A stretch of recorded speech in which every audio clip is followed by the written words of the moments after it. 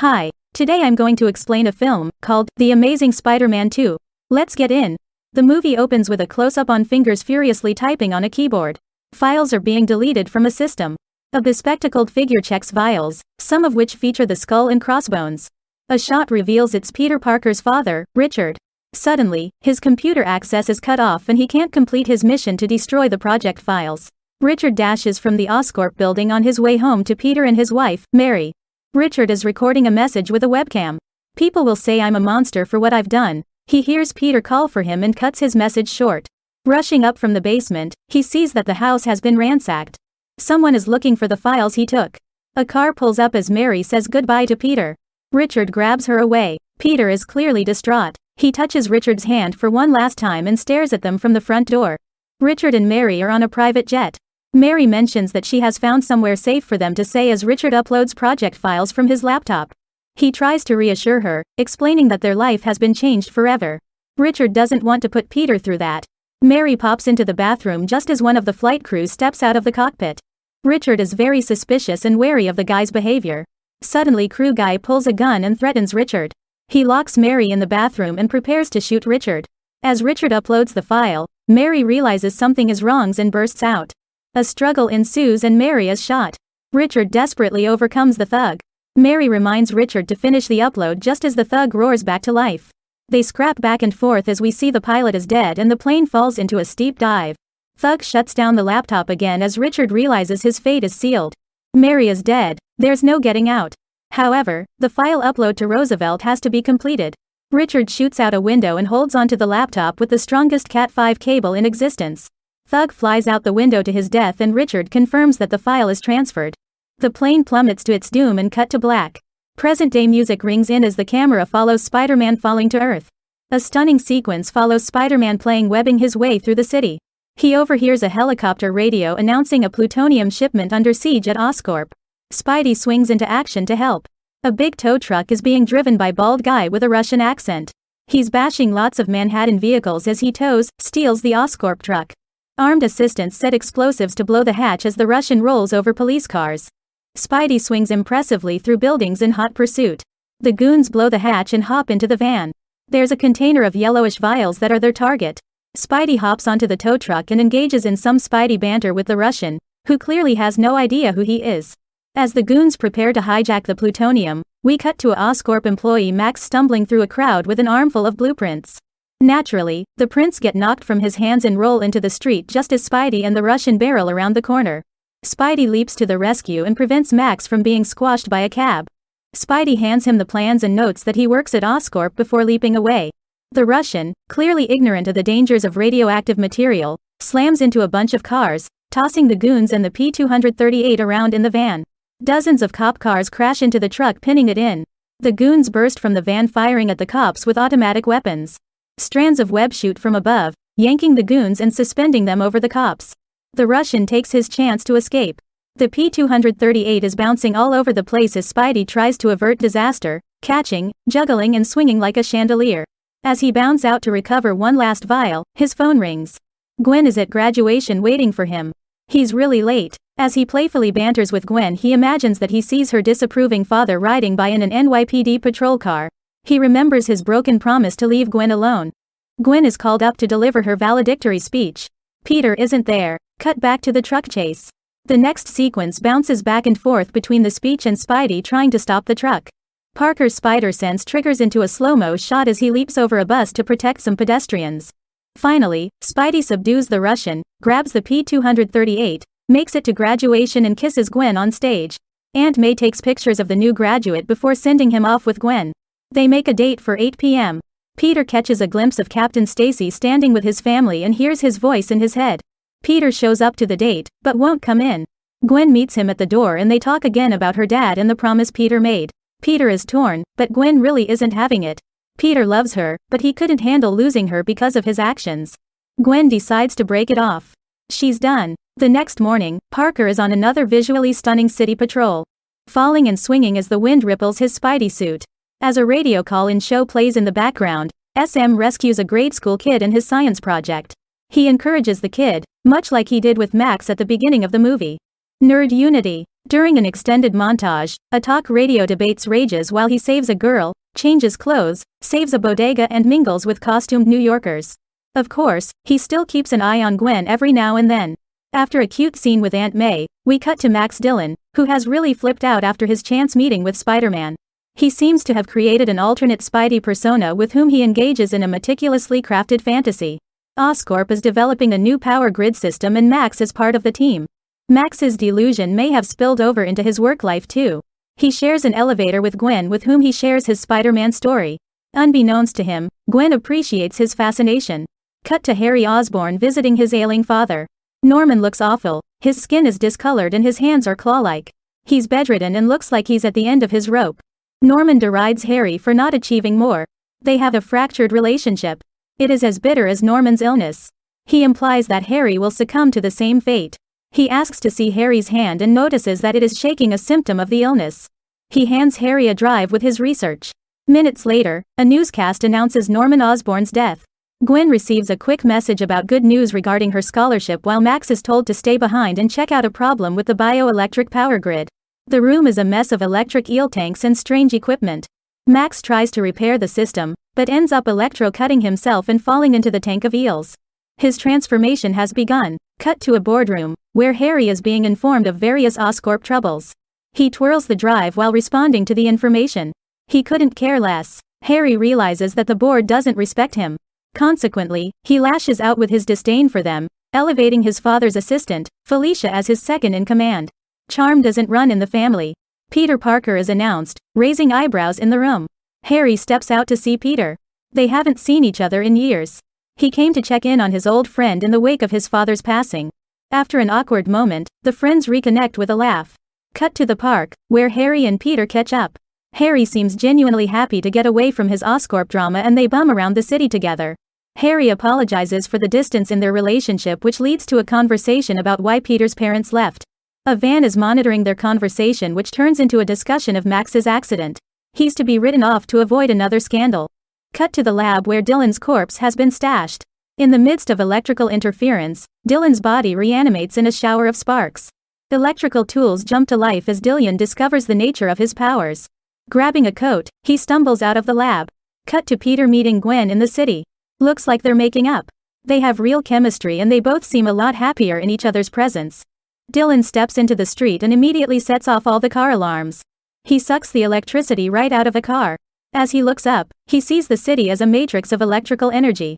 Max Dillon wants more and heads to Times Square. Back to Pete and Gwen. He admits that he's been watching over her. She knows he's still in love with her. It's a nice moment. It's the closest I can get to being with you. Suddenly, Gwen drops a bomb. That phone call was about a scholarship to Oxford. She's one of 2 finalists and could be headed to England. As Peter tries to process the news, his spider sense triggers. He looks to Times Square. Max grabs a power outlet to draw in the energy. He doesn't appear to have any motivation other than to absorb the energy. A cop demands that he stop and Max inadvertently flips a big truck with his electromagnetic powers. As a fleet of cop cars surround him, he catches a glimpse of himself on the big TV monitors. It's the attention and stardom he's craved his whole life.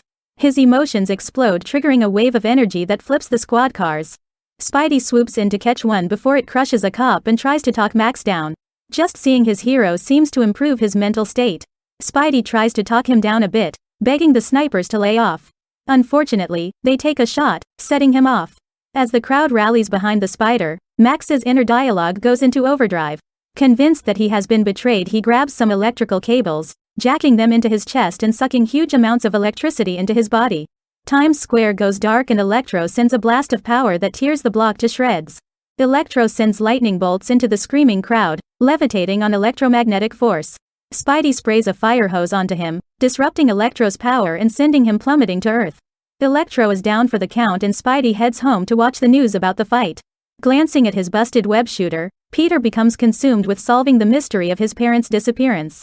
He feverishly starts research on the internet trying to connect the dots. Cut to Harry sitting in a cavernous office. He's listening to news coverage, fiddling with the drive his father left him. He feels an itch on his neck and as he reaches to scratch it, the drive pricks his finger. Falling to the desk, the drive causes a reaction with the desktop display and begins spitting out information about a secret battle armor. Harry looks at more files, and sees a video of Richard Parker explaining research into mutated spiders. Cut to Peter experimenting with ways to electro-proof his electronic web shooters by watching YouTube videos. The next morning, his phone rings. It's Harry asking to see him. Harry says he's dying and needs Peter's help to save his life. At Harry's office, a video of Richard and Norman is playing. They are talking about how spiders might be merged with human Dan to achieve miraculous cures. Harry is convinced that Spider-Man is the key to success. Harry needs to find Spider-Man and experiment on his blood to find a cure. Meanwhile, Gwen starts looking through OsCorp files to find Max Dillon. She thinks that he might be the electrical creature that attacked the city. Cut back to Harry, who thinks Peter has a relationship with Spider-Man. He needs Peter to put them in contact. The scene cuts back and forth between Harry, Peter and security people tracking Gwen's inquiries. They start to chase her and she bumps into Peter. Hopping into a storeroom, she explains that she knows who Electro is. Peter explains that Harry wants Spider-Man's blood and is fearful of the consequences. But back to business, Peter doesn't want Gwen to go to England. They kiss and attempt to exit the building. Gwen hops into an elevator with Harry Osborn. Cut to an exterior shot of Ravencroft Institution where Dillon has been collected and stored. Clearly, this isn't a benevolent place. Dr. Kafka explains that he wants to help Dillon. Max is incredulous as he recognizes OsCorp tech. After a few attempts to assess the limits of his powers, Dillon christens himself Electro. Scheming OsCorp exec Mencken commands that he be shut down and Electro is placed back into the neutralizing water chamber. Back at Peter's house, Aunt May is sitting in the midst of Peter's conspiracy web about his parents. He confronts her about the truth and demands answers. She explains that he was dropped off on their steps with no explanation. She begins to ramble in frustration and will not reveal anything more about his parents. Peter explains that he doesn't want to replace her, he just needs to know the truth. May relents and tells him that some government officials came to see them. They claimed that Peter's parents were traitors. It doesn't make sense to either of them. Cut to Harry's house. He looks awful. Spider-Man has dropped in to explain that giving him his blood isn't possible. It could have deadly side effects. Harry doesn't care. He wants the blood, no matter the cost. Harry is going over the edge. He is desperate and Peter realizes he's made a mistake. He's about to make another one by interrupting Gwen as she heads into her scholarship interview. Despite breaking his heart, he wishes her luck in the interview. He takes his frustration out on his conspiracy web, tearing it apart.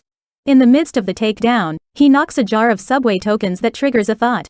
Researching the subway, he uncovers a secret station that was used to transport President Roosevelt, the same name Richard was trying to send the data to in the opening scene. Back at OsCorp, Harry is in a drunken fit. He's sure that his fate is sealed since the super spiders were destroyed. Felicia, however, thinks there's still a chance. Apparently, OsCorp extracted the venom as a failsafe before killing the spiders. Harry begins combing through files to find the cache of venom.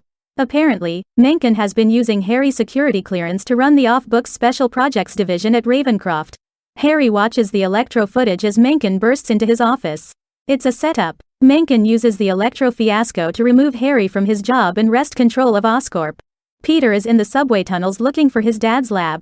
He discovers the Roosevelt station and activates a switch with a token. Gradually, the tracks open to reveal a subterranean lab car that roars to life. All of his dad's research is here and the file download was completed years ago.